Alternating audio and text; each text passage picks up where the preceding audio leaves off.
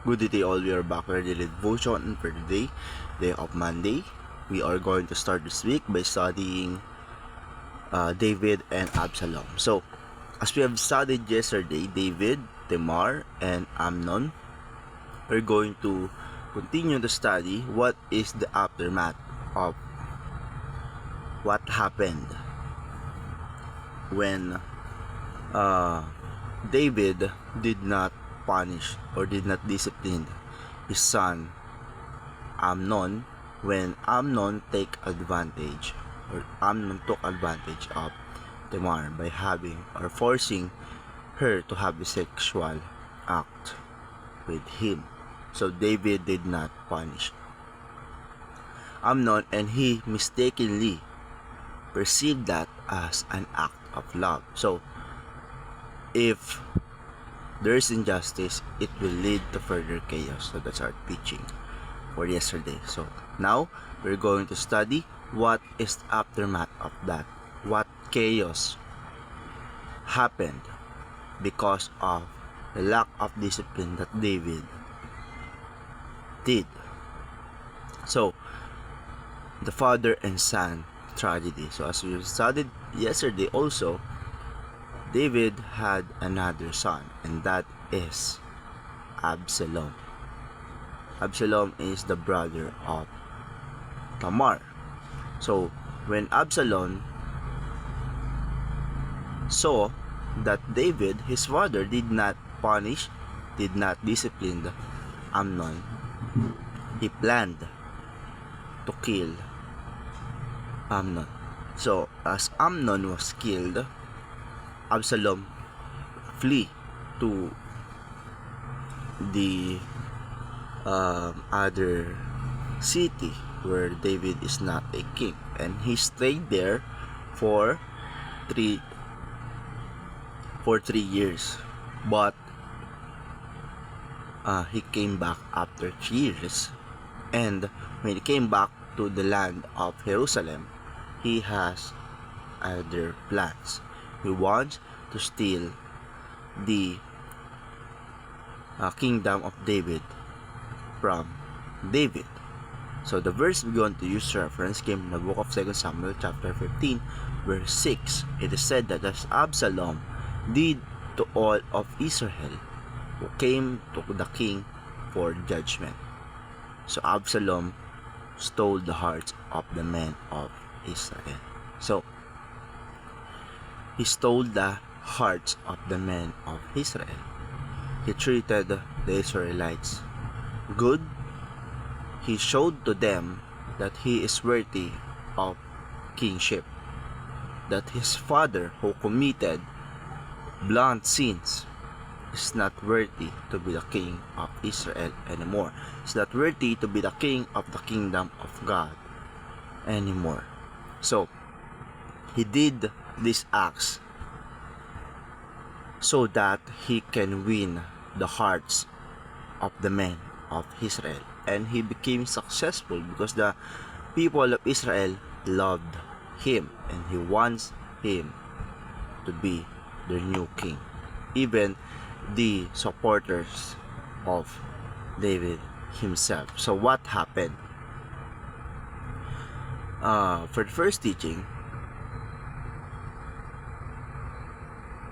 David or Absalom won, or Absalom stole the hearts of the people. It is prophesied that because of the sins that David have committed, it first happened when he slept with Bathsheba and he killed her wife or her husband. It is prophesied that one of his neighbors, and that is his son, will stole his kingship. Absalom stole the hearts of the people. So the people of Israel no longer supports their king David, and he wants Absalom to take the place of David as their king. Second, Absalom took the kingdom from David. So Absalom went to Hebron, and Hebron is the city that is close to Jerusalem.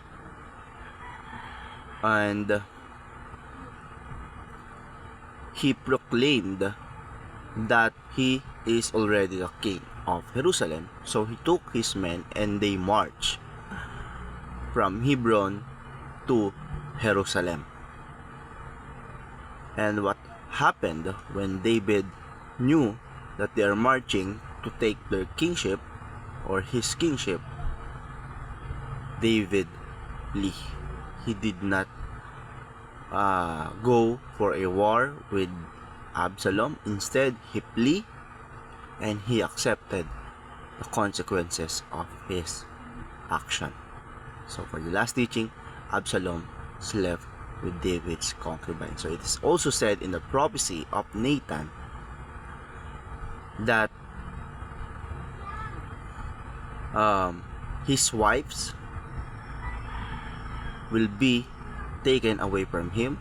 God will give the wives of David to the man who will take his kingship, and that is Absalom.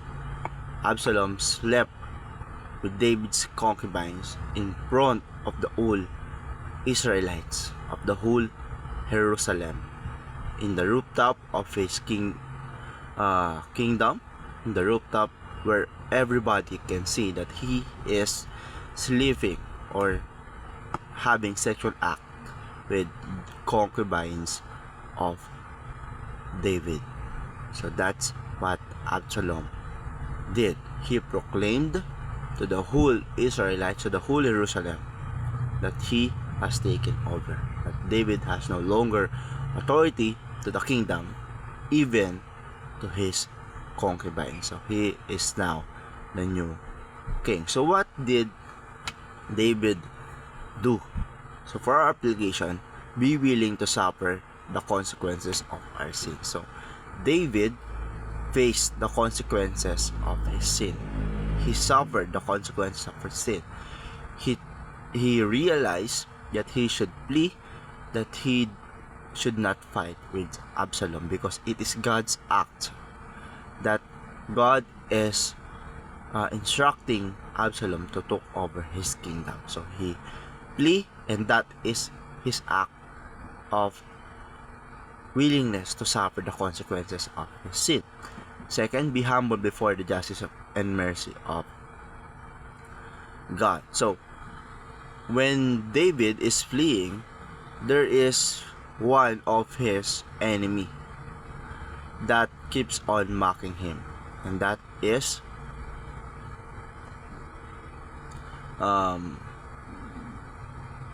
what is his name? Shimei. He is saying to David, get out, you man of blood, the worthless man," while he is throwing rocks and sands or dust to David. But David did not fight Shimei. He did not let his men fight and kill Shimei. Instead, he accepted all the words that is coming from Shimei's mouth. And he became humble, and he knew that God is instructing Shimei to do that to him. And that is the act of justice of God. And for the last teaching, be patient and trust that God is forgiving. King David said that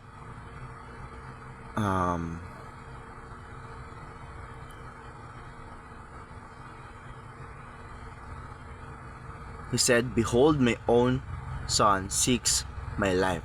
How much more now that this Benjaminite leave him alone, and let him curse where the Lord has told him to." That Shimei was instructed by the Lord to do that to him.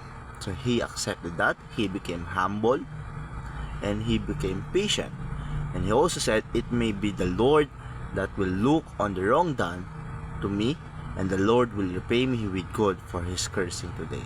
So he said to himself that may this act that Shimei is doing to him will be the reason why the Lord will repay him, that the Lord will forgive him, that the Lord who loved him and became merciful to him. So that's what King David did.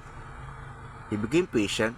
He understood that he had committed sins. He accepted the consequences. So that's how we should apply this daily devotion. If we committed sins, be willing to suffer the consequences. Be humble before the justice of God. And lastly, be patient and trust that God is forgiving, loving, and merciful. So that would be for daily devotion. Stay like Christ.